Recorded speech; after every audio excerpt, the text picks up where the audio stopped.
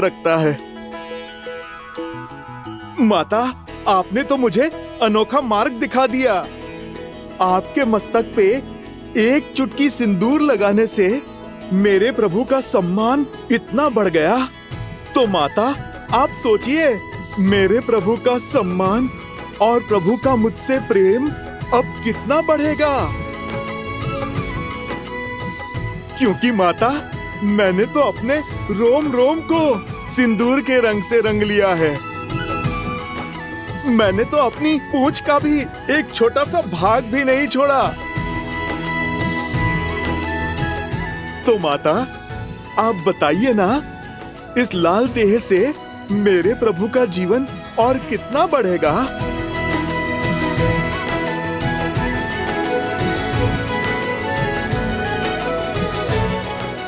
तुम्हारा प्रेम, तुम्हारी श्रद्धा, समर्पण अनंत है, अमर है हनुमान।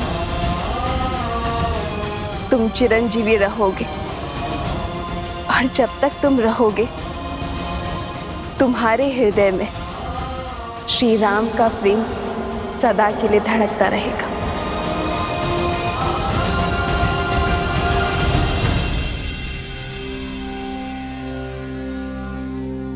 श्री गुरु चरण सरोज रज, निज मनु मुकुरु सुधारी। बरनउँ रघुबर बिमल जसु, जो दायकु फल चारी।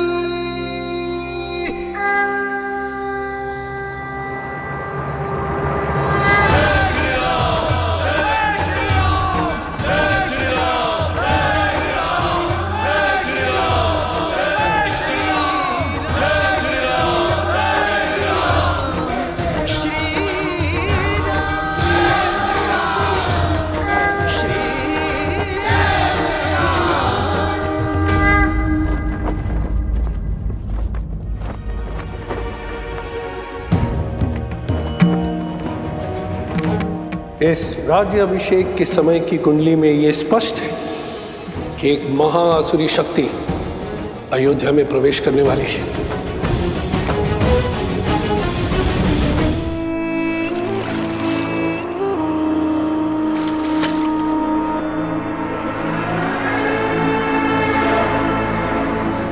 राम, न तुम जीते हो और ना ही ये युद्ध समाप्त हुआ है। युद्ध तो अब पूरी तरह आरंभ हुआ है। मैं तन पर वार नहीं करूंगा राम, मैं मन में घुसकर वार करूंगा। बोलो, कैसे करोगे मेरा संहार? रावण की नाभि का अमृत सूख गया, किंतु प्रजा के मन के विचारों का मैं कभी नहीं सूखता। उसका सामना कैसे करोगे? कैसे करोगे अयोध्या की प्रजा का सामना राम?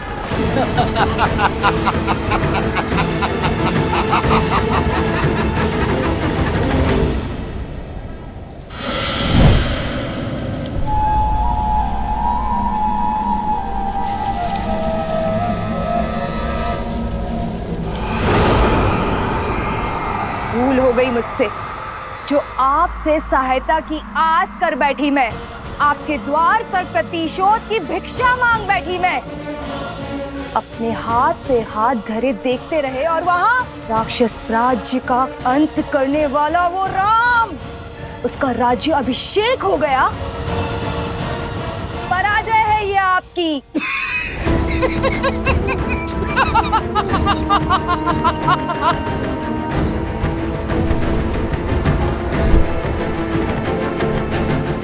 मैं जितना अधिक पराजित होता हूं,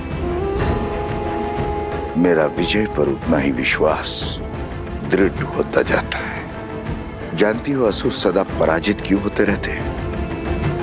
क्योंकि उन्हें अपनी शक्ति का तो बोध है, किंतु शत्रु की दुर्बलता का बोध नहीं है।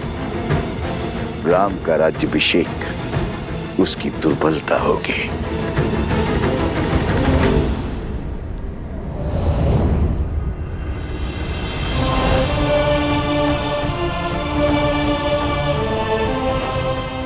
प्रणाम आचार्य। प्रणाम महर्षि। राज्य अभिषेक की कोटि कोटि बधाई हो अयोध्यापति, किंतु हर बधाई के साथ एक चुनौती जुड़ी होती। आपने पापियों का संहार तो किया, पाप का नहीं। दशानन को मारा मगर उसकी सोच को नहीं।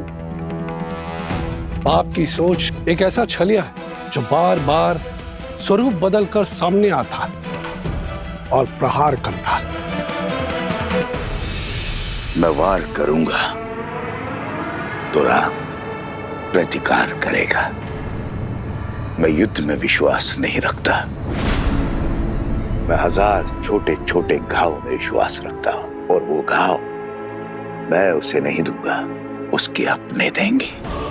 और जब घाव अपने देंगे तो लाचार होगा और पीड़ा भी अधिक होगी। अर्थात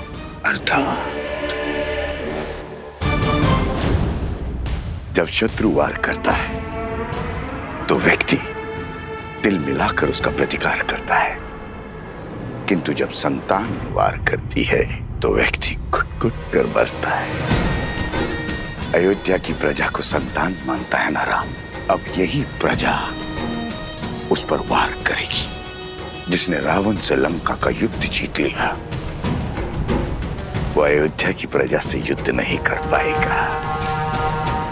अब उस पर उसकी प्रजा से प्रहार करवाऊंगा। अयोध्या के भीतर एक युद्ध होगा जिसे अयोध्या हार जाएगी। अयोध्या की प्रजा के मन में इतना विष घोल दूंगा इसे राम तो क्या महादेव भी नहीं काट पाएंगे।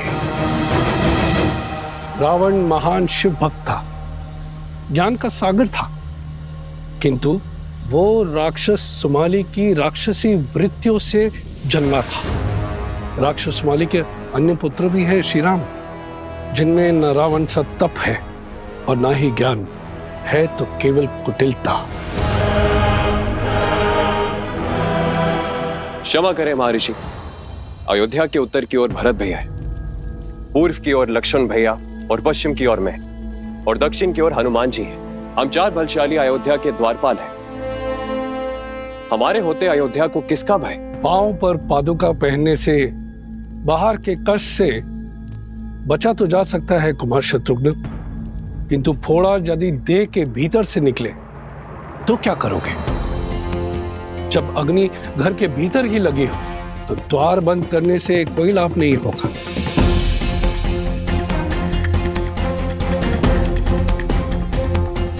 रावण के पापों का अंत तो हुआ है, लेकिन उसकी सोच का नहीं। जो विपदा आने वाली है उसके अस्त्र तलवार या भाले नहीं, असत्य, लोकवाद, झूठी निंदा, ये सब उसके अस्त्र है।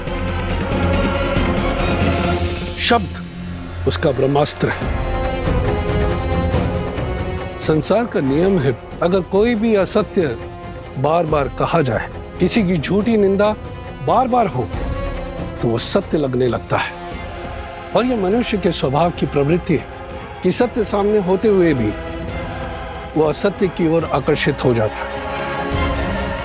हर मनुष्य के भीतर छिपी बैठी है असंतोष की अग्नि, इस अस्त्र को विस्फोटक बना देती।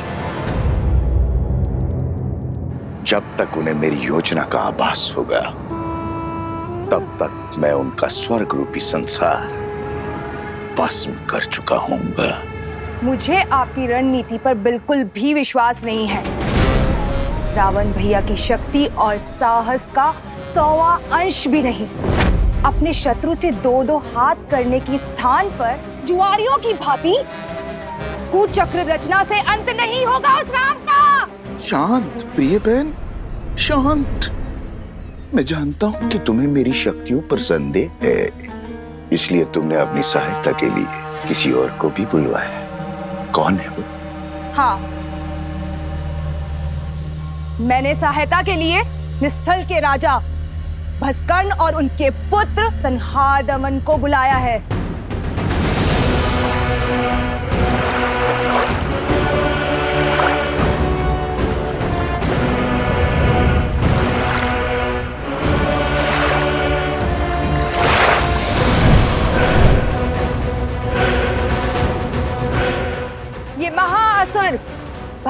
कर्ण के सैनिक हैं। आप मेरे साथ? तुम्हारे महाराज को वरदान है कि जब तक वो जल में, वायु में या पृथ्वी पर खड़े होंगे, उनका वध करना असंभव है। हाँ।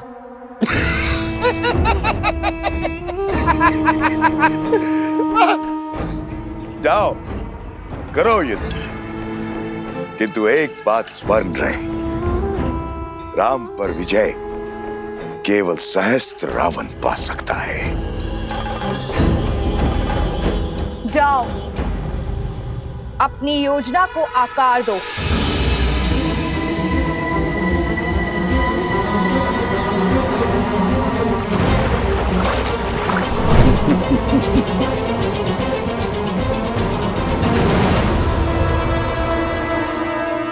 शूर्पणखा, सच है क्या और भ्रम क्या है, यह प्रश्न सदा से अमर खड़ा है।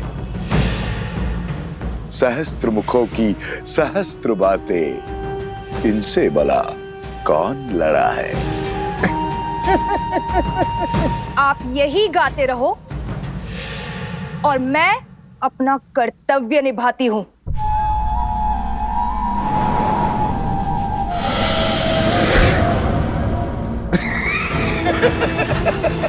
राम राज्य पर अनिष्ट की छाया तक नहीं आएगी महर्षि। ऐसी परिस्थिति आएगी ही नहीं कि कभी असंतोष अपने पैर पसारे। असंतोष ईर्ष्या से जन्म लेता है राजकुमार, परिस्थिति से नहीं। संदेह नहीं है कि श्री राम राज्य को संतुष्ट रखने का प्रयास करेंगे, किंतु राष्ट्र के कोने कोने में सबको सुख और लाभ पहुंचाने में समय लगेगा, और झूठी निंदा, असत्य और संदेह के बीच फैलाने में नहीं। संदेह मन के किसी कोने में छिपकर घास के तिनकों की भांति तनिक सी निंदा से पोषित होकर बढ़ता रहता है, और हमारी अनुमति के बिना हमारी मति भ्रष्ट करता रहता है, और यही सहस्त्र रावण की शक्ति है।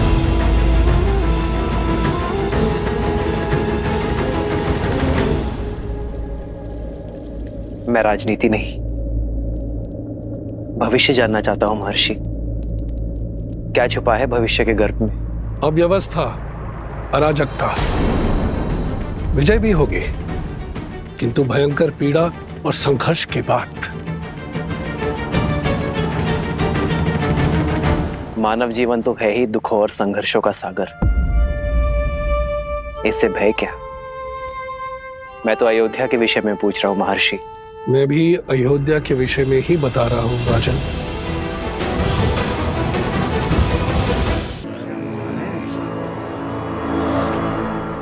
भैया सुना है, श्री राम ने सागर पर सेतु बनाया था, असंभव को संभव कर दिखाया था। देवी देवताओं की विशेष कृपा है हमारे महाराज के ऊपर। सुना तो ये भी है कि रावण कोई साधारण योद्धा नहीं था।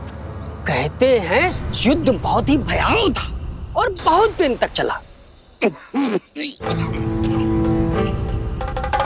जंगल में मोर नाचा, किसने देखा? न मोर न युद्ध।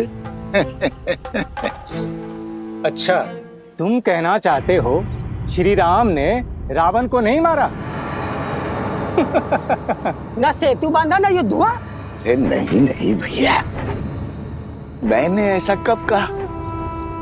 अरे हुआ होगा युद्ध, पर ऐसा नहीं जैसा सब बता रहे हैं।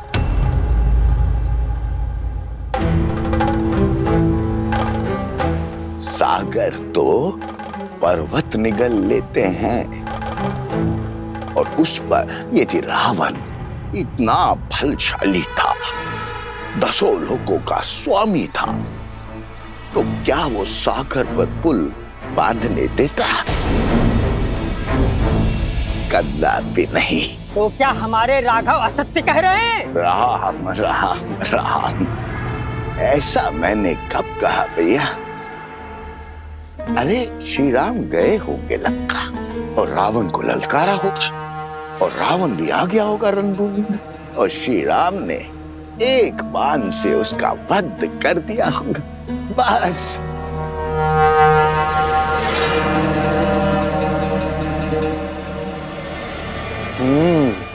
हो सकता है ये सब कथा वानरों ने बनाई हो।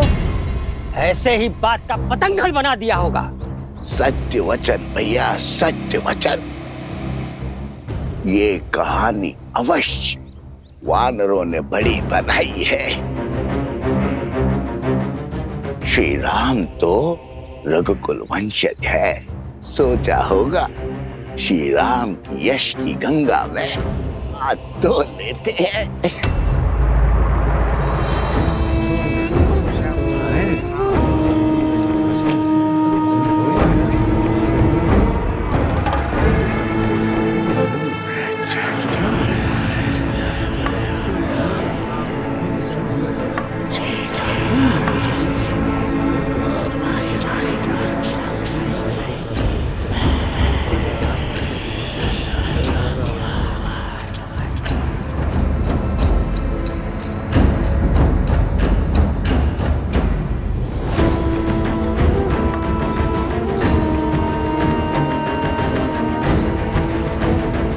उपहास निंदा में बदलेगा और निंदा संदेह में। इस प्रकार सबके मन में संदेह रूपी सहस्त्र रावण बस जाएगा और संदेह से फैलेगा असंतोष। अब राम को मारने के लिए किसी शस्त्र की आवश्यकता नहीं।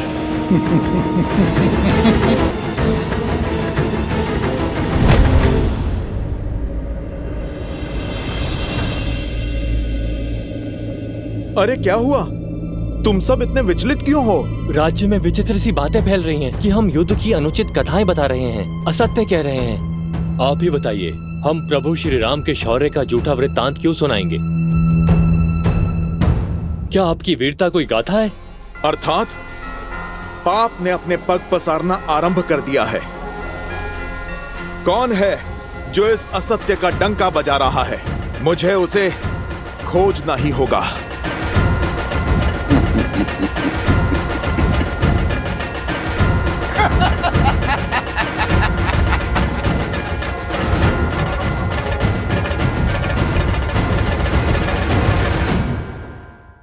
करो, देखो इस निर्बल बुड्ढे पर। इस वानर को दया नहीं आ रही है।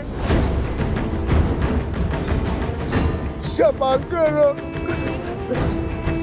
इस वृद्ध पे दया करो वानर। ये अन्याय है। श्री राम का भक्त और मित्र है, इसका अर्थ ये नहीं है कि अयोध्या की जनता पर आघात करेगा। ले चलो इस उद्दंडी को महाराज के पास, अब वही इसका न्याय करेंगे। ले चलो इसे, वही करेंगे न्याय। ले चलो इसे, वही करेंगे न्याय। इस आसुरी शक्ति की उलझन तो प्रभु ही सुलझाएंगे। जैसी आप सबकी इच्छा। चलो दिखाएंगे श्री राम को हनुमान का सत्य, और इस बेचारे को भी। अरे ये कहां चला गया? प्राण किसे प्रिय नहीं है? जरूर वो दुखियारा भाग गया होगा। पर हनुमान को नहीं जाने देंगे। हाँ चलो, ले चलो। बहुत उत्पात मचा चुका है ये वानर। लेके चलो इसे राज्यसभा में, अब श्री राम ही इसका न्याय करेंगे। तो फिर विलंब किस बात का? चलो। ले चलो इसे, वही करेंगे न्याय। महर्षि पराशर के कथन को गंभीरता से लेना होगा, हमें सावधान रहना होगा कि प्रजा को कोई त्रास, कोई असंतोष ना हो जाए।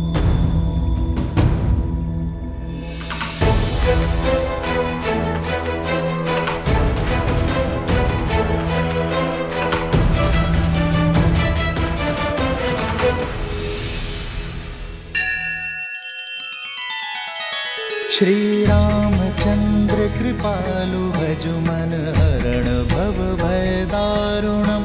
नव कंज लोचन कंज मुख कर कंज पद कंजारुणम।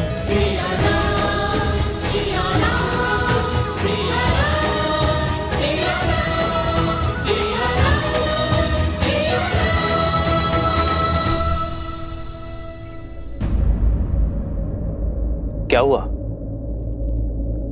हनुमान को पकड़कर क्यों लाया गया है? प्रभु, इस वानर ने हम सभी को भयभीत कर रखा है।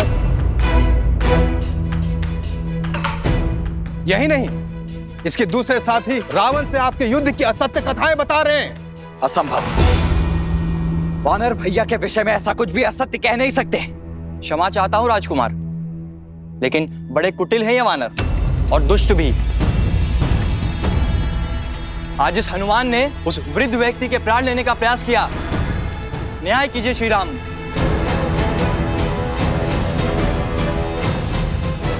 प्रभु, मैं मौन।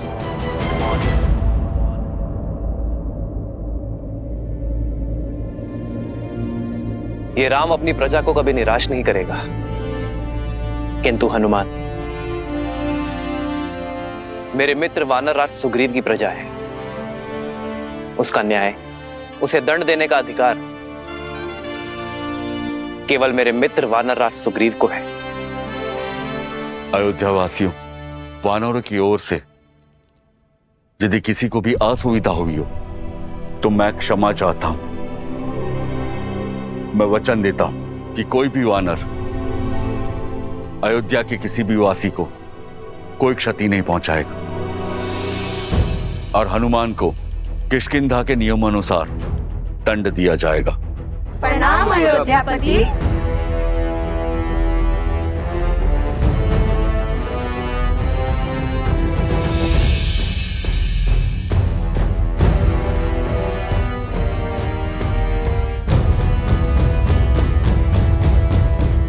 हनुमान, कौन था वो राक्षस? प्रभु, आपको कैसे पता चला? क्योंकि मैं जानता हूं कि मेरा हनुमान कभी किसी निर्दोष नागरिक को पीड़ा पहुंचा ही नहीं सकता। मुझे पूरी बात बताओ हनुमान। प्रभु, मुझे सूचना मिली कि कोई नगर में असत्य निंदा कर रहा है। एक सर कटा तो दूसरा उत्पन्न हो गया। अवश्य ही कोई आसुरी शक्ति है वो। जो विपदा आने वाली है उसके अस्त्र तलवार या भाले नहीं, असत्य, लोकवाद, झूठी निंदा, ये सब उसके अस्त्र हैं। महर्षि पराशर का कथन उचित था। यह असुरी माया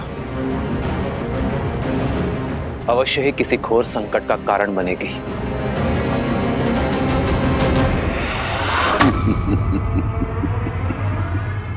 युद्ध तो अब आरंभ हुआ है राम भक्त हनुमान।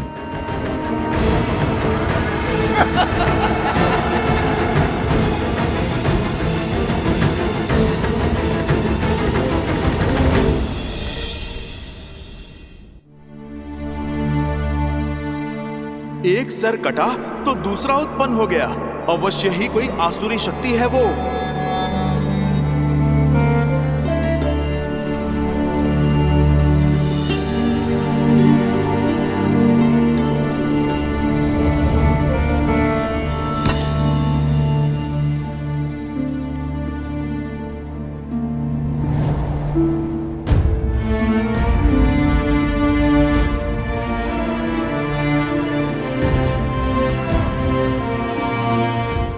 सब ठीक है ना आर्य? हर सुख दुख साथ निभाने का निर्णय लिया है ना हमने? चिंता नहीं चिंतन है सीते। राज्य अभिषेक की सौगात के साथ राज्य का दायित्व जो मिला,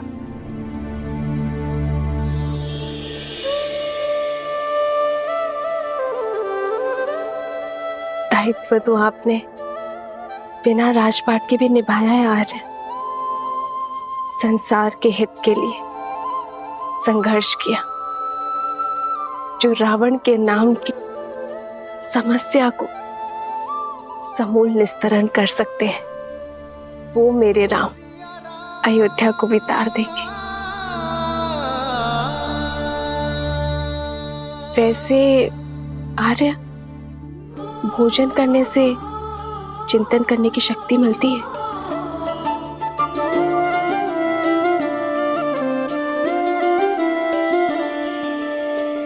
जन्म जन्म का है ये संगम, राम रतन सीता वैभव धन।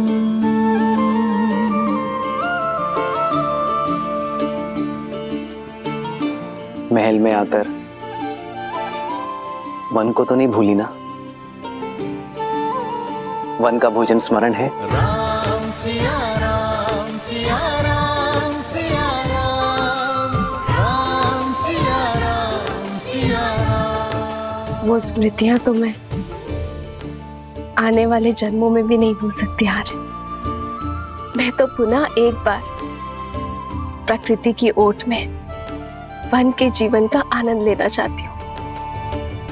इसमें समस्या है क्या सीते? राम तो सीता की हर इच्छा पूरी करता है, और ये तो महारानी की इच्छा है। ये तो शीघ्र ही पूर्ण करूंगा।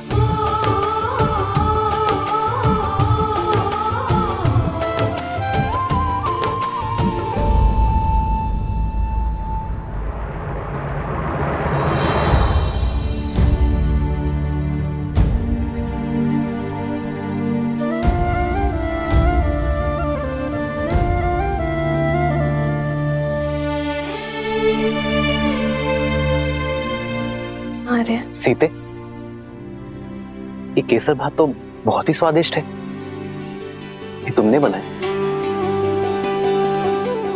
कैसे? भात भिगोया, थोड़ा कोमल हुआ, फिर दूध में उसे धीमे आंच में पकाया। फिर जैसे ही थोड़ा पका तो उसमें गुड़, केसर और थोड़ी सुगंध डाली, और फिर उसमें शुद्ध घी मिलाकर उसे धीमे आंच में। ये धैर्य ही तो इस स्वाद का रहस्य है सीते। यदि शीघ्रता में पकाती तो ये भात कच्चा रह जाता, ना सुगंध आती ना स्वाद। जीवन भी यही है सीते, चाहे संबंध हो या समस्या।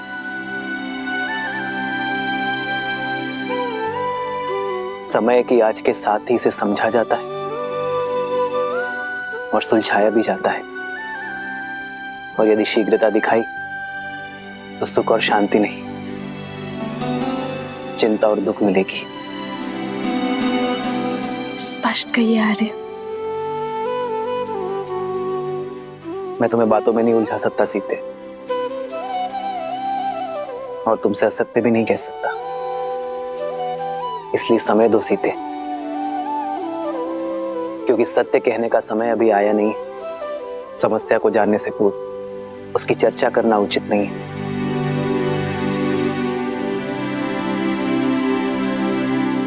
तो फिर मैं आपसे वो प्रश्न पूछती हूँ जिसका उत्तर देने में आपको सरलता हो। तो बताइए, महाभोज में हनुमान और वानर सेना के लिए क्या भोजन बनाऊं जिससे वो संतुष्ट हो? ये तो पहले से भी कठिन प्रश्न है सीते। इस प्रश्न का उत्तर ना नर दे सकते हैं ना नारायण, और चिंतन भी समय के साथ इसे सुलझा नहीं सकता।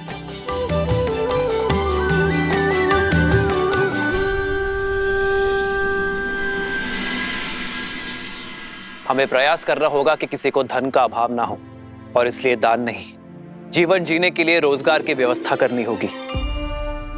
दान व्यक्ति को अशक्त बनाता है, पर कार्य व्यक्ति को सक्षम बनाता है। सरयू पर बांध की व्यवस्था से अयोध्या वासियों को रोजगार भी मिलेगा और अकाल से मुक्ति भी।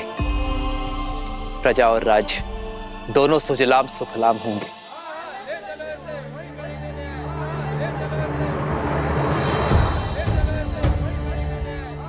ये कोलाहल कैसा? ऐसा प्रतीत होता है हमारी प्रजा है महाराज। मैं अभी सैनिकों को भेजकर शांत करवाता हूँ। राजा को शांत नहीं, संतुष्ट करना होता है सुमंत जी।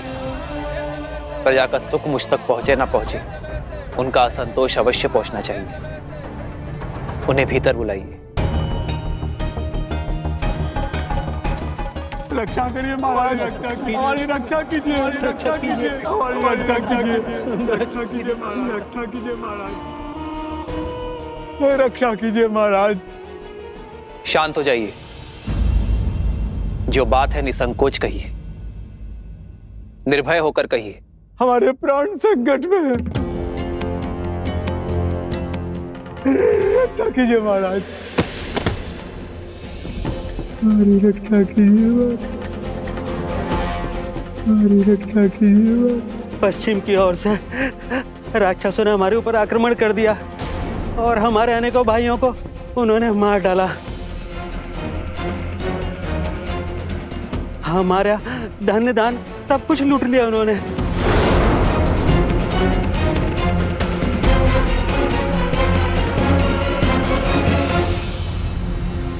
उठिए।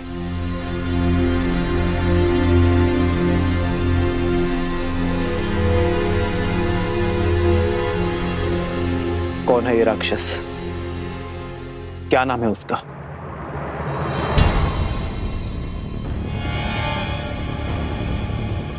आप मौन क्यों हैं? भैया के प्रश्न का उत्तर दीजिए। उस दुष्ट राक्षस का नाम तो नहीं पता राजकुमार। मैं जानती हूँ उसका नाम।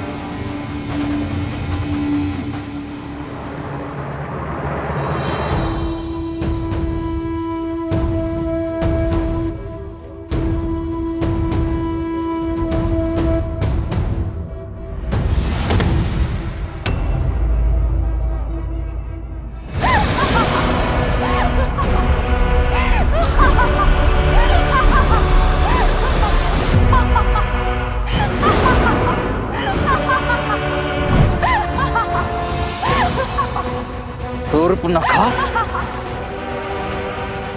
रुक जाओ लक्ष्मण। मेरे मामा भस्कर्ण ने बचाया है ये हाहाकार तुम्हारे राज्य में राम। वो भास्कर्ण जो संपूर्ण राक्षस कुल का प्रतिशोध लेंगे, हमारे खोए हुए मान सम्मान को लौटाएंगे। है बल तो आओ और लड़ो उनसे, बचा लो अपनी इस अयोध्या को।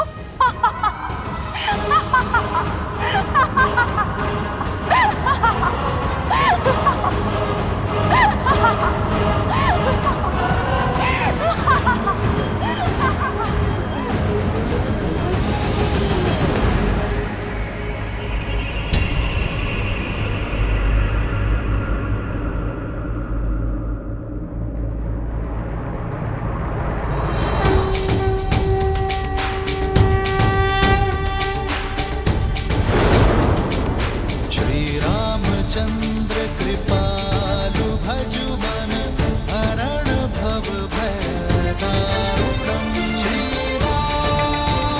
श्री राम राम राम श्री राम। अधिक प्रसन्न मत हो तुम। भूल गए कैसे एक ही बाण से तुम्हारे प्राण संकट में ला दिए थे मेरे भाई ने? भूल गए मेरे भाई अहिरावण ने तुम दोनों भाइयों को कैसे बंदी बनाया था पाताल में? भूल तो तुम गई हो शूर्पनखा। कैसे एक ही प्रहार से अपने कान और नाक दोनों खो बैठी थी तुम। अभी स्मरण करता हूं। नहीं लक्ष्मण, अधर्म चाहे जितनी शक्ति बटोर ले, वो धर्म की धरा पर पग नहीं रख सकता। ये शूर्पनखा नहीं, केवल उसकी माया है जिसका लक्ष्य है भय फैलाना। शूर्पनखा केवल संदेश देने आई है। उसे अपना कर्म करने दो, धर्म निभाने दो। अधिक समय शेष नहीं है तुम्हारे पास राम। जो करना है कर लो। हर क्षण के साथ तुम्हारी इस प्रजा को हम राक्षस बना देंगे।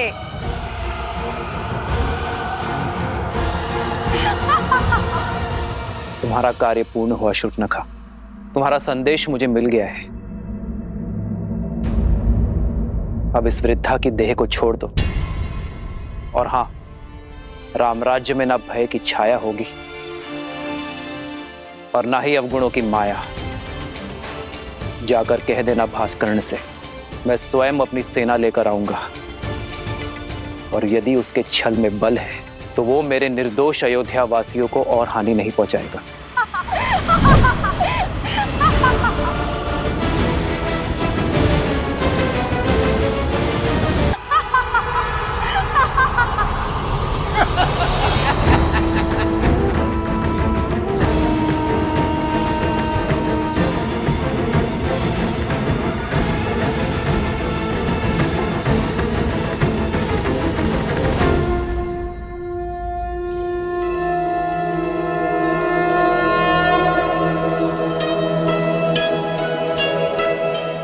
माता, आपने स्मरण किया? सब ठीक तो है ना माता? क्या किसी ने आपको सताने का दुस्साहस तो नहीं किया?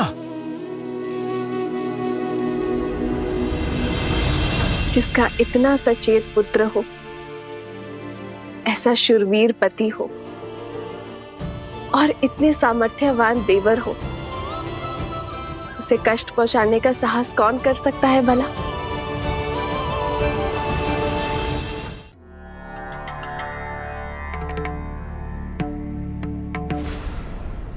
सहस्त्रमुख,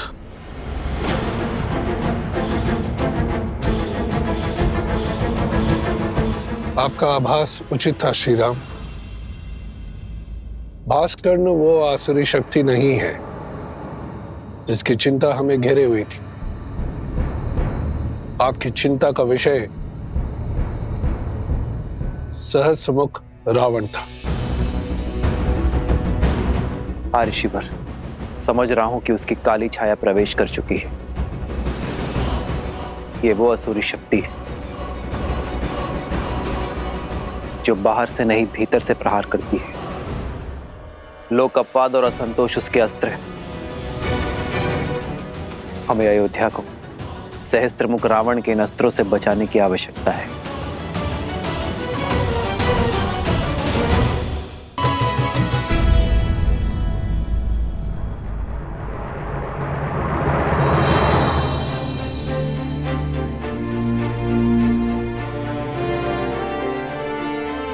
ना हमारा शत्रु सरल है और ना ही उससे यह युद्ध सरल होगा। इस युद्ध को जीतने के लिए बल से अधिक बुद्धि का प्रयोग करना होगा। शत्रु की शक्ति का भान हमें लेना होगा। किंतु महाराज, हम शस्त्र से लड़ सकते हैं, माया से नहीं। मुझे आज्ञा दीजिए भैया। वन में आने को मायावियों को धराशायी करने का अनुभव है मुझे। इन्हें भी परास्त करने का कोई ना कोई मार्ग अवश्य ढूंढ ही लूंगा मैं। लक्ष्मण, वन में आए संकट और प्रजा में छाए आतंक में अंतर होता है। सर्वप्रथम हमें इस बात का ध्यान रखना होगा कि हमारी प्रजा आतंकित ना हो।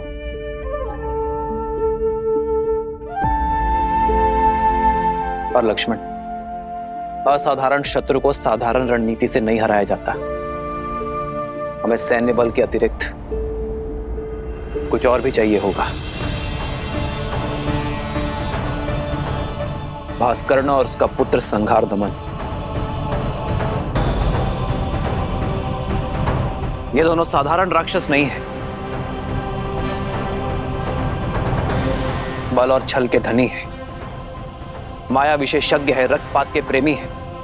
जो भी इनके सामने आता है उसे वे मृत्यु के घाट उतार देते हैं। अपने माया के बल से वो अंधकार में भी प्रवीणता से युद्ध करते हैं।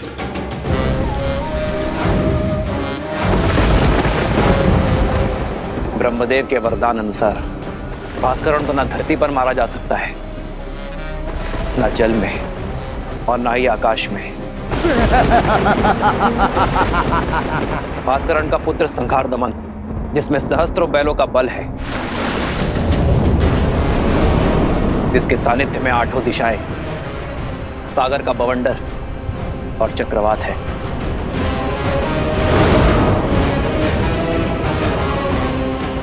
केवल यही नहीं राम, साथ ही वो उभयचर भी है, जो जितनी सरलता से थल पर रह सकता है उतनी ही सहजता से जल में भी जी सकता है। ब्रह्मदेव के वरदान के अनुसार उसकी मृत्यु जल के भीतर ही हो सकती है, वो भी तब जब उसकी श्वास नली काट दी जाए।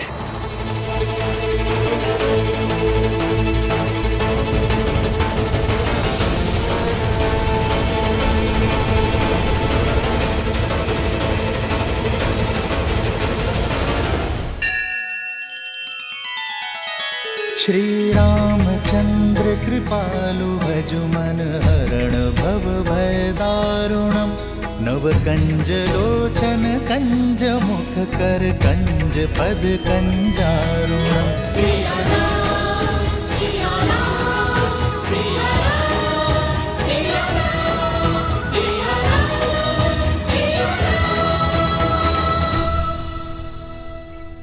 मित्र, वानर सेना सज्ज है।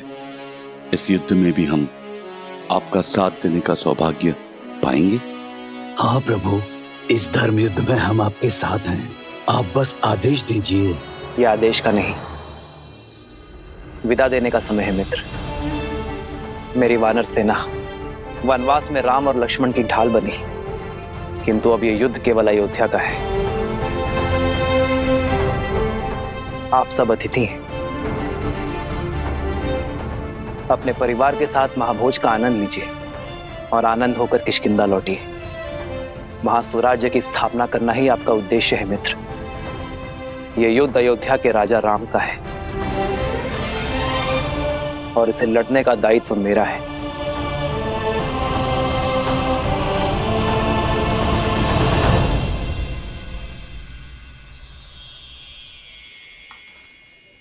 ये क्या है हनुमान? माता, ये खाने की सूची। इतनी बड़ी सूची? ये तो केवल आरंभ है माते। सूची तो बहुत लंबी है। माता, आप भोजन खिलाकर हमारे तन और मन को तृप्त करना चाहती है ना? आपने मेरी सहायता मांगी तो लीजिए, मैं सूची ले आया। माता, निभा दिया मैंने अपना कर्तव्य।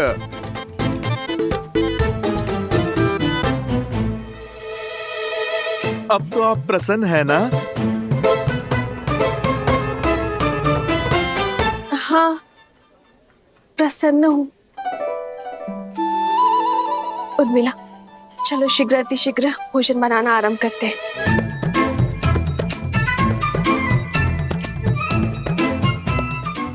समझ नहीं आता पहले क्या बनाए दीदी, आरंभ कहाँ से करें?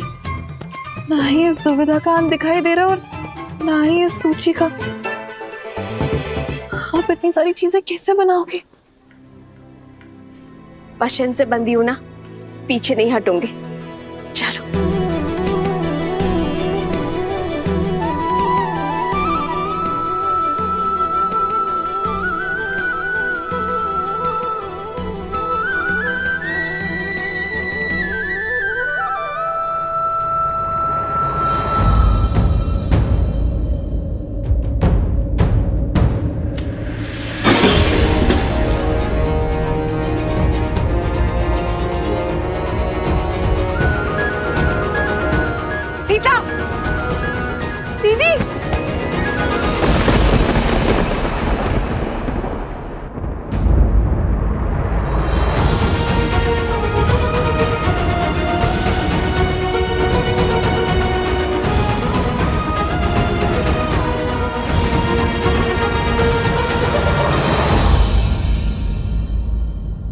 यदि हमें शत्रु के बल का पूरा ज्ञान हो जाए तो समझो ये युद्ध हमने आधा जीत लिया है।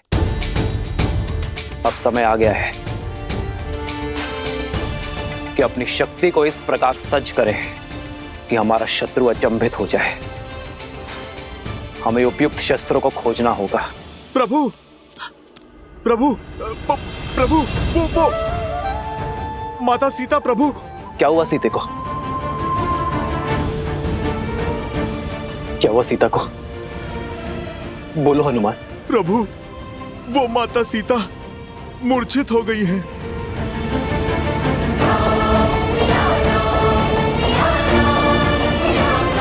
सीते,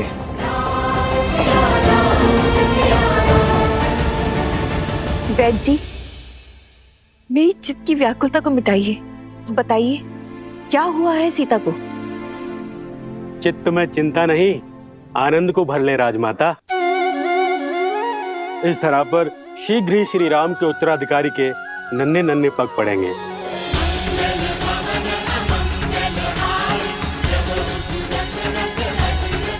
महारानी सीता रघुकुल का वंशज लाने वाली हैं।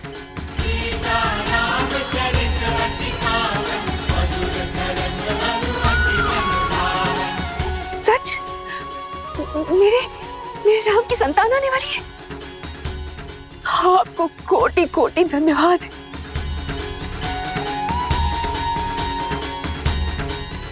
जाओ, राज आंगन का कोना कोना सजा दो। मेरे मेरे राम का उत्तराधिकारी आने वाला है। अयोध्या में उत्सव का शंखनाद होना चाहिए और न बधाई गीतों का नाद बजना चाहिए। जाओ जाओ जल्दी जाओ जाओ। मेरे राम का पुत्र आने वाला है। एक दिन तुमने सुना, हमारे राम की संतान आने वाली है।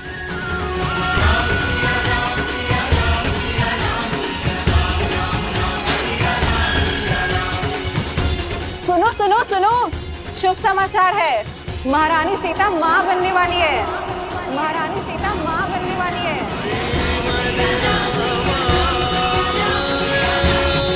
सीते,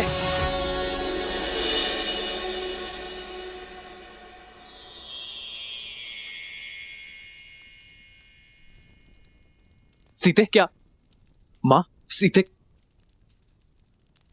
पुत्र को पिता बनने की बहुत बहुत बधाई। मंगल भवन अमंगल हारी, द्रवहु सुदशरथ अजिर बिहारी। राम सिया राम जय जय राम। राम सिया राम जय जय राम। अरे अब भावों में बहती ही रहोगी या तैयारियां भी करोगी? पूरे राजमहल और सारी अयोध्या में उत्साह और उत्सव का रंग भी तो बिखेरना है। चलो चलो सखियों। हो हर्षित रही नगर के लोगा, करहि सकल सुर दुर्लभ भोगा। अब पहले से अधिक ध्यान रखना होगा तुम्हें सीता का। इस अवस्था में पत्नी का संबल और पति का साथ उसका प्रेम ही तो होता है। अहनिसी बीती मनावत रही, श्री रघुबीर चरण रति चाही। चलिए दीदी, अब पत्नी पति को समझाएगी उसे क्या सुविधाएं चाहिए। राम सिया राम सिया राम सिया राम। राम सिया राम सिया राम। राम सिया राम सिया राम सिया राम।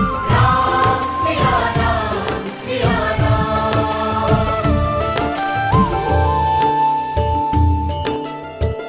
जन्म जन्म का है ये संगम, राम रतन सीता वैभव धन।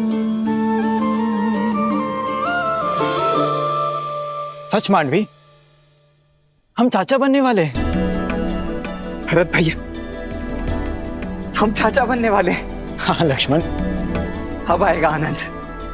अब अपने भतीजे के साथ मैं संसार भ्रमण पर निकलूंगा। नहीं नहीं नहीं, वो तुम्हारे साथ रहेगा ना तो विवाद करना सीख जाएगा। मेरा भतीजा तो अपने भरत चाचा का मित्र होगा। भरत भैया, बधाई हो, बधाई हो लक्ष्मण, बधाई हो। आज महाराज दशरथ होते तो राम की संतान का समाचार पाकर फूले नहीं समाते।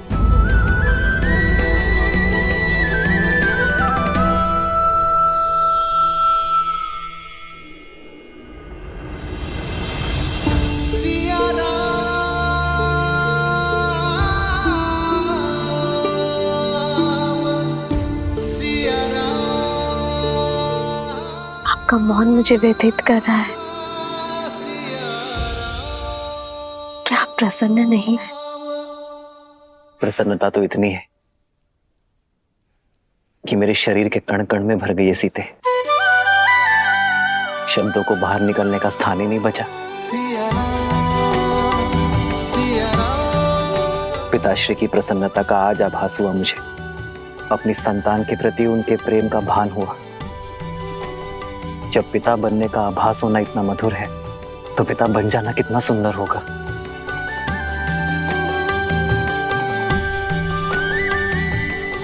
जीवन में सदा मेरा साथ और समर्पण दिया है तुमने सीते, किंतु आज उससे बड़ा उपहार देने के लिए तुम्हारा धन्यवाद।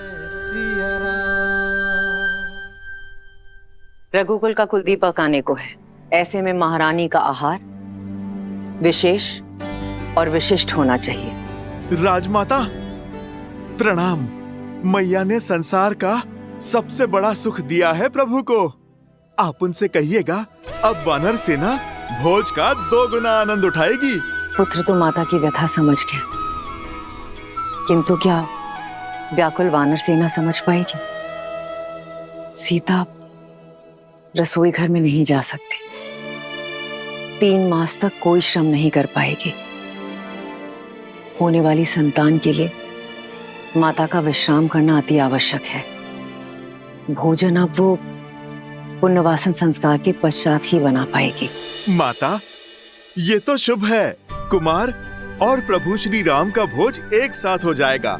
और आप वानर सेना की चिंता ना कीजिए। हम वानर तन से चाहे कितने भी कठोर हों, मन से उतने ही भोले और कोमल हैं माता। उन्हें तो मैं व्यंजन की और भी लंबी सूची बनाने में उलझा दूंगा माता। माता प्रभु श्री राम के पुत्र के लिए उनके भक्तों को ये प्रतीक्षा भी स्वीकार है।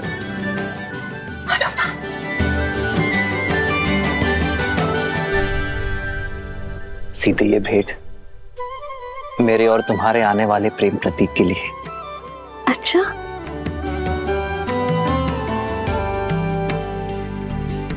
संसार में आने से पहले ही इसने आपका प्रेम भी बांट लिया।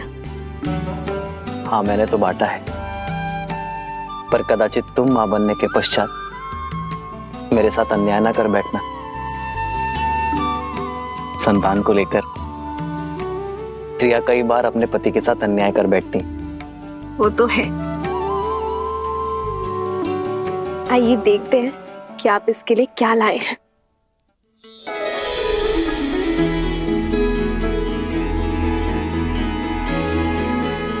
वेद मंत्र के ताड़पत्र बस? हाँ सीते, क्योंकि अपनी होने वाली संतान में धर्म के बीच बोना ही माता पिता का सबसे बड़ा कर्तव्य है। एक स्त्री को तो जीवन भर उपहार में वस्त्र और आभूषण मिलते हैं, किंतु गर्भावस्था में एक स्त्री के लिए उत्तम भोजन और ये पुस्तक ही सर्वश्रेष्ठ उपहार होता है। इनसे जागी चेतना केवल गर्भवती को ही नहीं, उसके गर्भ को भी धर्म के साथ जोड़ती है। आज जो संस्कार हम अपनी होने वाली संतान में डालेंगे, वही संस्कार इस समाज और इस संसार को उज्जवल बनाएंगे सीते।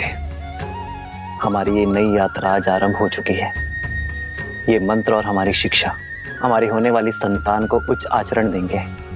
जो धर्म नारी को सर्वोपरि मानता है, उनका सम्मान करना सिखाएंगे। नारी माता, बहन, गृहिणी का सम्मान करना अति आवश्यक है सीते। उन पर अन्याय और अत्याचार करना महापाप है। इस विचार का प्रचार और प्रभाव केवल हमारी होने वाली संतान पर ही नहीं, संपूर्ण समाज पर होना चाहिए सीते। आज तक मुझे मिली हर भेंट से अधिक अनमोल आपका दिया ये उपहार है आर्य। इसे पाना मेरा सौभाग्य है और मैं वचन देती हूँ आप हमारी संतान सदा धर्म और न्याय का संस्कार पाएगी, नारी का सम्मान करेंगे और उसका प्रचार और प्रभाव समाज पर डालेगी। सिया राम जय जय राम, राम सिया राम जय जय राम।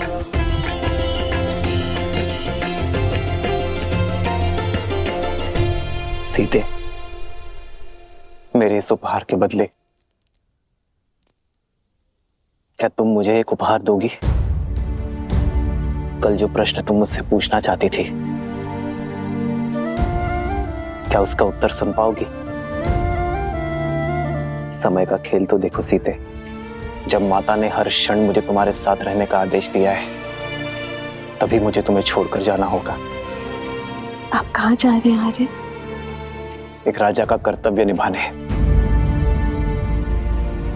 अपने राज्य के लिए युद्ध लड़ने।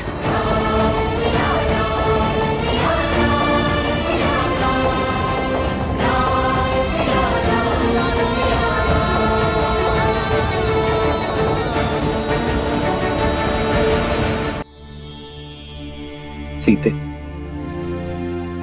रावण के मामा भास्कर ने अयोध्या पर आक्रमण कर दिया है। अपनी प्रजा की रक्षा के लिए मुझे अस्त्र उठाना होगा। जिसके पास धर्म और न्याय की ढाल हो, उसे अधर्म का कोई वार नहीं हरा सकता। मुझे विश्वास है कि विजय आपकी ही होगी आर्य। और रही बात हमारे साथ की, तो माता पिता का कर्तव्य संतान को भविष्य के लिए सच करना भी तो है ना। इसे धर्म और न्याय के जीते जागते उदाहरण से आपसे सीखना होगा कि ये राजा रामचंद्र का पुत्र है।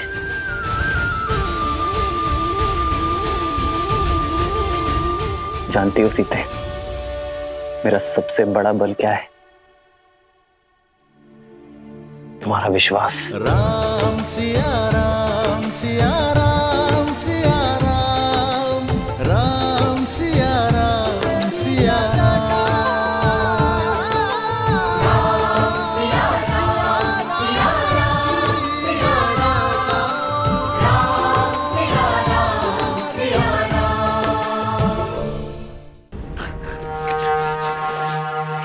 मारो, मारो मुझे, मारो।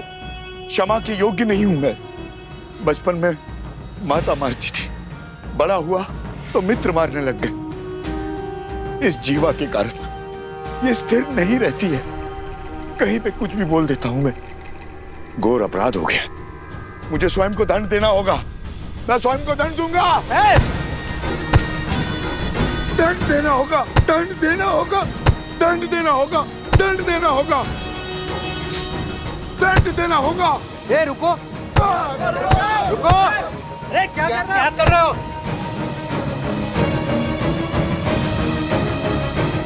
श्री राम और अयोध्या से प्रेम ही इतना है, सुख के समय पे भी तर्क खोजने लग गया। जो बात मेरे दिल को कचोटती है, क्या वो आप सबको व्याकुल नहीं करती? हमने श्री राम की तरह वनवास के दुख नहीं भोगे। हमने तो महारानी सीता की तरह 6 महीने उस दुष्ट रावण की लंका में रहने का दंश नहीं भोगा। सोचिए, विचार कीजिए, क्या क्या हुआ होगा उस 6 मास में, क्या क्या बीती होगी महारानी सीता पर। क्या ये विचार आपको व्याकुल नहीं करता? अपनी व्याकुलता हमें नहीं, श्री राम को बताना, वही निर्णय लेंगे। चलो मित्रों। अरे रुको, रुको, कहां जा रहे हो? मैं स्वयं लज्जित हूं। अब तुम जाकर ये प्रश्न श्री राम से पूछकर उन्हें लज्जित करोगे? वो श्री राम जिन्होंने अयोध्या को मान दिया, सम्मान दिया, उन्हें लज्जित करोगे? क्या उत्तर देंगे? उनका तो स्वयं संबंध है इस घटना से। देवी सीता के लिए रावण का वध किया है श्री राम ने।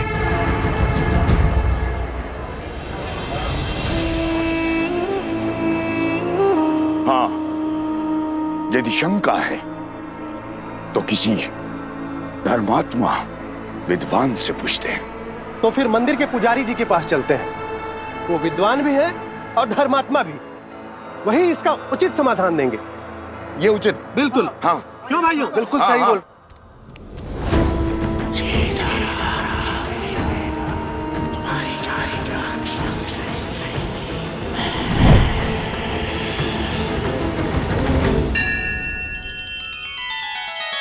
श्री रामचंद्र कृपालु भजु मन हरण भव भय दारुणम, नव कंज लोचन कंज मुख कर कंज पद कंजारुणम।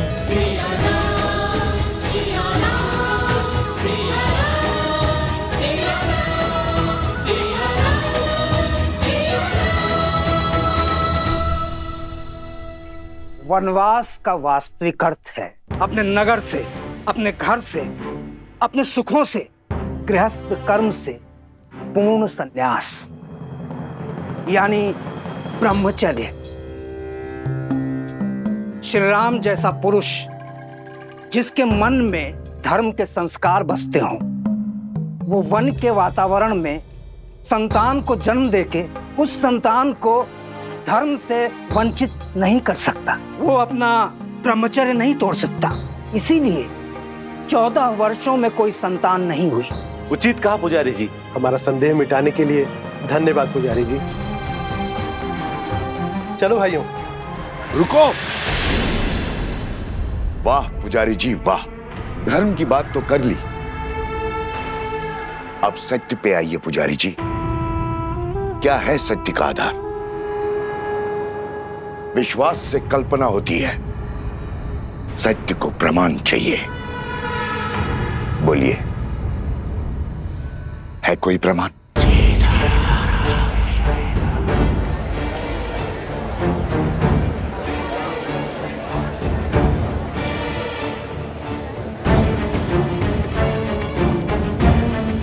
क्या हुआ पुजारी जी? सत्य की आंधी ने विश्वास का आवरण उड़ा दिया। अरे अभी समय ही कितना हुआ है वनवास से वापस लौटे हुए।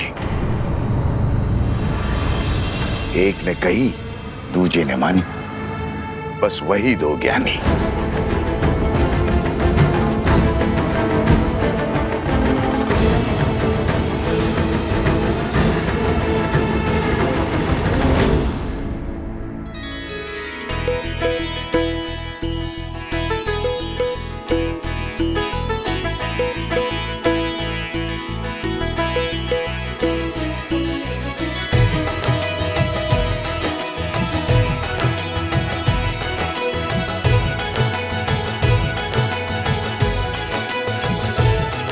हनुमान,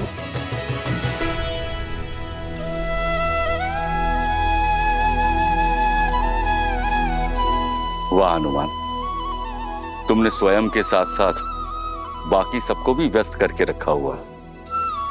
प्रभु श्री राम युद्ध के लिए प्रस्थान करेंगे अब। अच्छा है महाराज, मेरा तो बैठे बैठे ये शरीर ही अकड़ गया था। परंतु हनुमान, इस युद्ध में वानर सेना भाग नहीं ले सकती, ये स्वयं श्री राम ने कहा है। आप निश्चिंत रहिए महाराज, मेरे होते वानर वीरों की कमी खलेगी नहीं प्रभु को। हनुमान, तुम समझ नहीं रहे हो। महाराज, मैं तो सब समझ रहा हूँ। बंधन में तो वानर सेना है, प्रभु राम का ये सेवक हनुमान नहीं।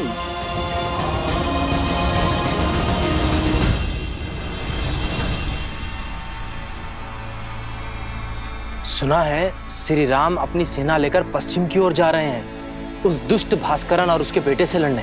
हाँ, आक्रमण तो हुआ है, कदाचित शत्रु बड़ा बली है। अच्छा, राम भास्करन से युद्ध करने जा रहा है। भास्करन से युद्ध तो भरत और लक्ष्मण भी कर सकते हैं, फिर राम स्वयं क्यों जा रहा है?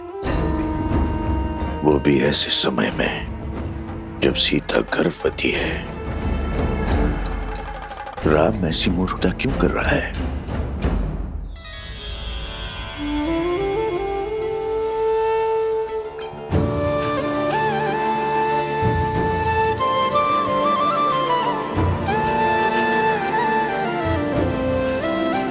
बैठो सीता, देखो हमने अपने हाथों से तुम्हारे लिए भोजन बनाया है, खाओ। इतना सब कहाँ? अब तुम एक नहीं 2 हो। तुम्हें हमारे आने वाले पौत्र के विषय में भी तो सोचना है। होने वाले शिशु के लिए पोषण अति आवश्यक है। ग्रहण करो।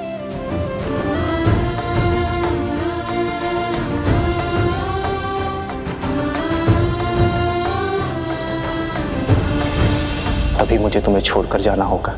रावण के मामा भास्करन ने अयोध्या पर आक्रमण कर दिया है। अपनी प्रजा की रक्षा के लिए मुझे अस्त्र उठाना होगा।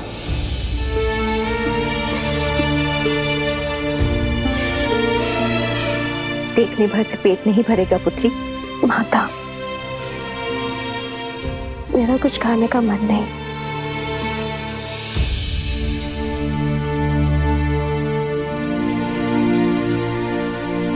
होता है, गर्भावस्था में ऐसा होता है। कभी मन करता है कि खूब सारा भोजन खा लो, और कभी व्यंजन देखते ही मन विरक्त हो उठता है। किंतु पुत्री, भोजन तो खाना ही पड़ेगा। गर्भावस्था में माता को अधिक ऊर्जा की आवश्यकता होती है। खा ले पुत्री। जितना मन भाए उतना खाओ।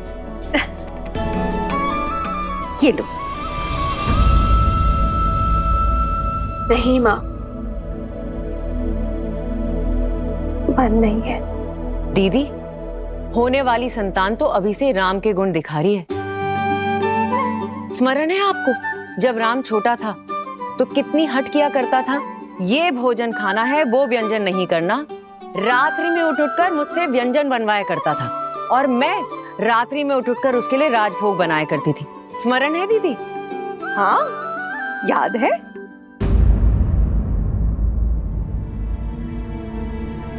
क्या हुआ सीता? मुस्कान होठों पर आई पर गालों तक नहीं पहुंची। क्या हुआ है पुत्री? महारानी की जय हो। महाराज युद्ध के लिए प्रस्थान करने के लिए सच है।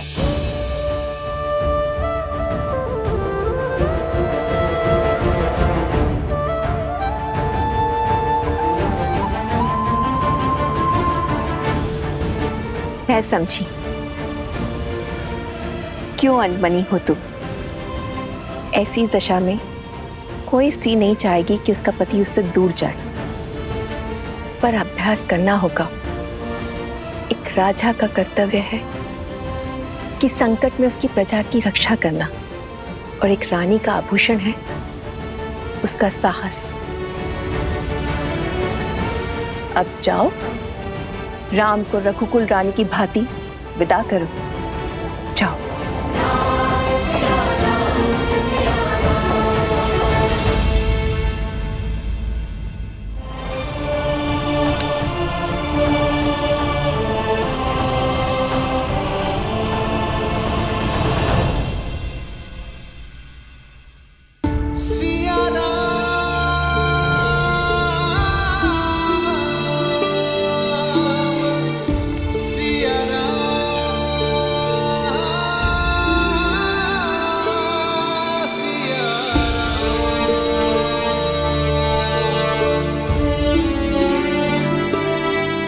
कल जिस विश्वास से मेरे विजय की घोषणा की थी,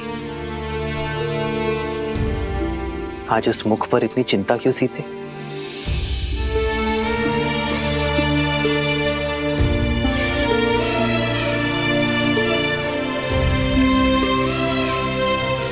चौदह वर्षों तक आपका साहस, शौर्य और क्षमता देखने के बाद ही सीता कभी चिंतित हो ही नहीं सकती यार। परंतु एक होने वाली माँ का स्वप्न बिगड़ जाने का शोक अवश्य है। इतने वियोग के पश्चात सोचा था कि अब आपसे कभी दूर नहीं रहूंगी, पर कर्तव्य आपको फिर हमसे दूर कर रहा है।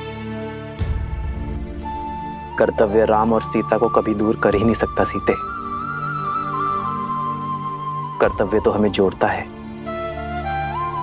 जानती हूँ,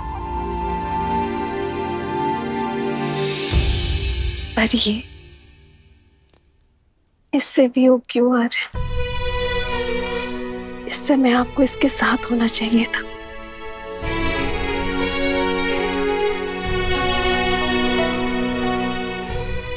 सत्य कहते हैं सब, माता बड़ी स्वार्थी होती है। युद्ध पर मैं जा रहा हूं, और चिंता तुम्हें अपनी संतान की है।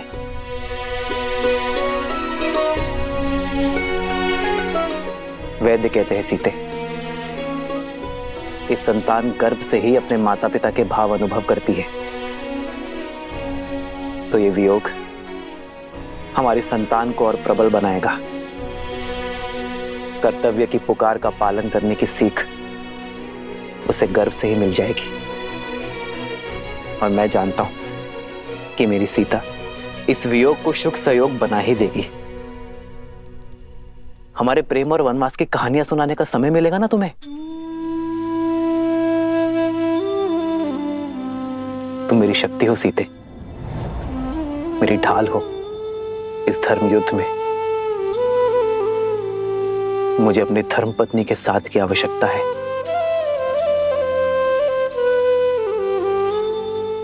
तो ये पल सदा आपके साथ रहेगा आर्य।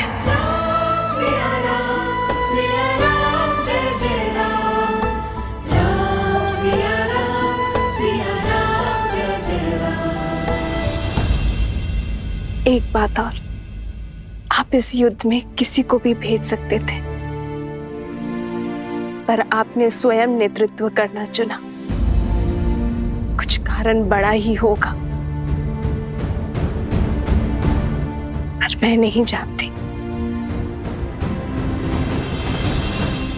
पर कामना करूंगी कि आप मंतव्य में सफल हो। खड़ग की धार ये पथ मर्यादा पर चलते जग हित रघुनंदन। मेरे लिए विजय होकर लौटना आ रहा है।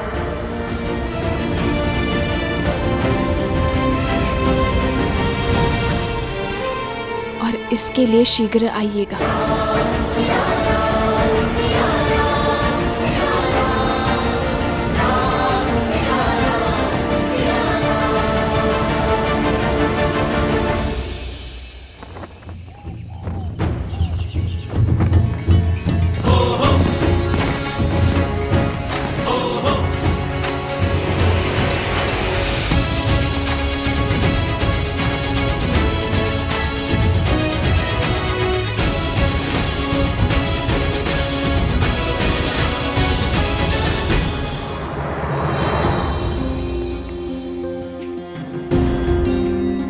स्वस्ति राम, विजय भव लक्ष्मण।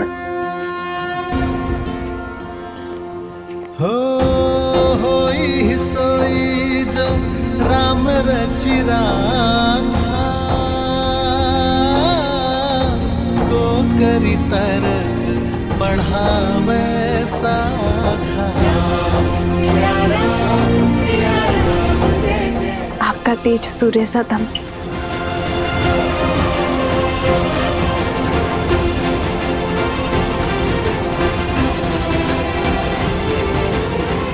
विजयी भव, विजयी भव। राम, तुम्हें शीघ्र ही राजमहल लौटना होगा। सीता के पुनः सावन संस्कार के लिए तुम्हें यहाँ होना अनिवार्य है। अवश्य मां।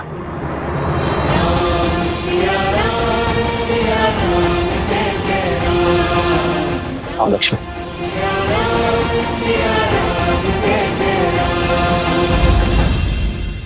सियावर रामचंद्र की, सियावर रामचंद्र की, सियावर रामचंद्र की, सियावर रामचंद्र की, सियावर रामचंद्र की, सियावर रामचंद्र की, सियावर रामचंद्र की, सियावर रामचंद्र की, सियावर रामचंद्र की, सियावर रामचंद्र की।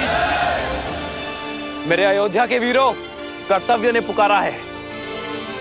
जब पड़ोस में अग्नि लगे तो व्यक्ति यह सोचकर नहीं बैठता कि उसका घर सुरक्षित है। वो अग्नि को बुझाता है, क्योंकि वो जानता है कि अग्नि का स्वभाव है फैलना। मुझे मेरे वीरों पर पूरा विश्वास है। भय के लिए भयंकर है, हम सब आपके रुद्र हैं।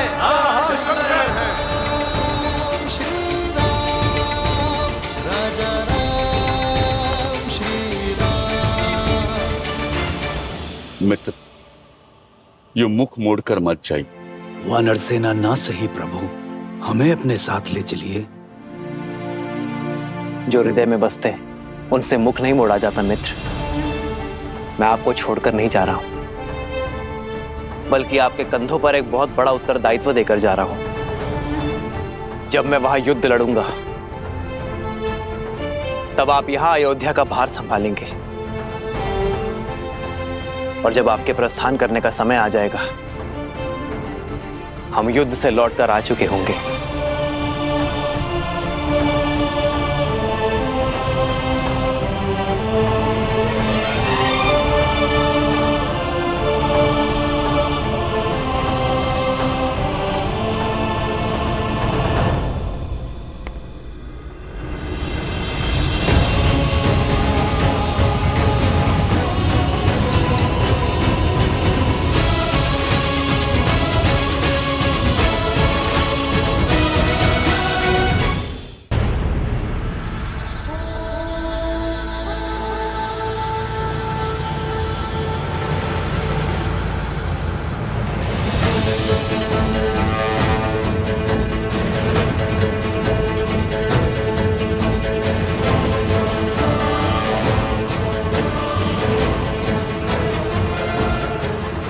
क्या हुआ भैया?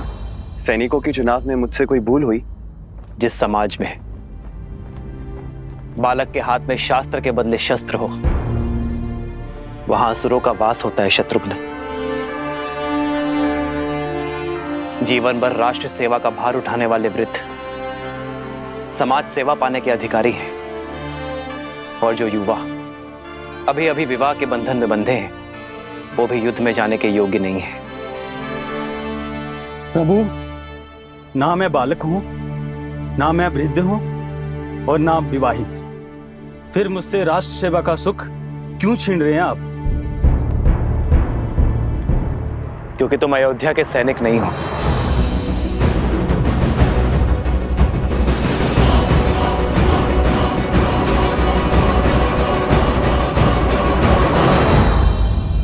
क्योंकि लक्ष्मण अयोध्या का राजपुत्र है हनुमान, और राज्य सेवक भी।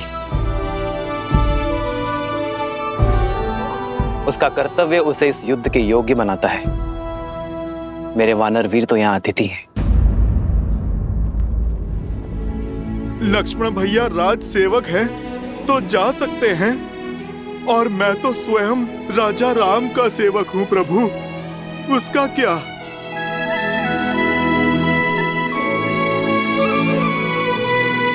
प्रभु, रघुवंशी कभी ना वचन तोड़ते हैं और ना ही भूलते हैं। फिर सदा मुझे सेवा में रखने का वचन देकर आप कैसे उससे मुक्त हो सकते हैं प्रभु? आप निर्णय कीजिए प्रभु, हनुमान क्या है, वानर या भक्त? तुम मम प्रिय भरत ही सम भाई कह के गले लगाया आपने, और अब आप प्रभु अतिथि कहकर दूर कर रहे हैं।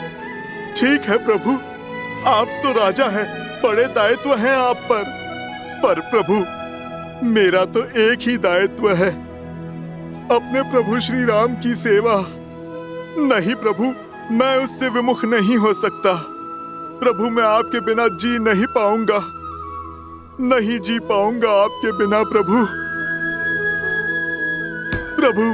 प्रभु आप मान जाइए ना प्रभु, आप ले चलिए ना मुझे अपने साथ प्रभु आप मान जाइए प्रभु, ले चलिए ना मुझे अपने साथ प्रभु। हनुमान, उठो।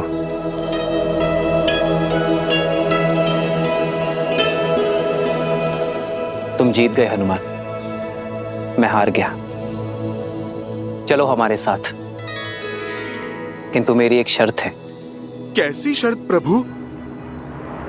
कि तुम शस्त्र नहीं उठाओगे।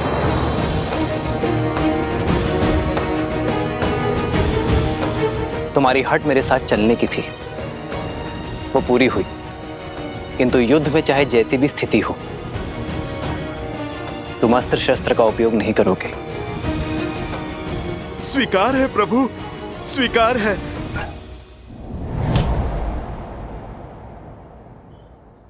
आओ हनुमान।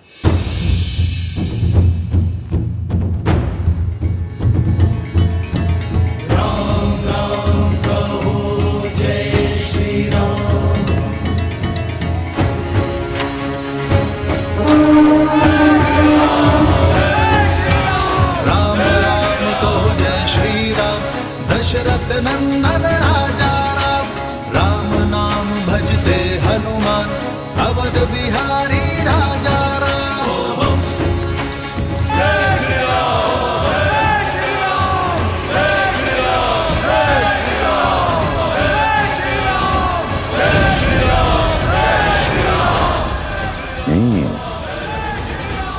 राम सत्य में युद्ध पर स्वयं छा रहा है।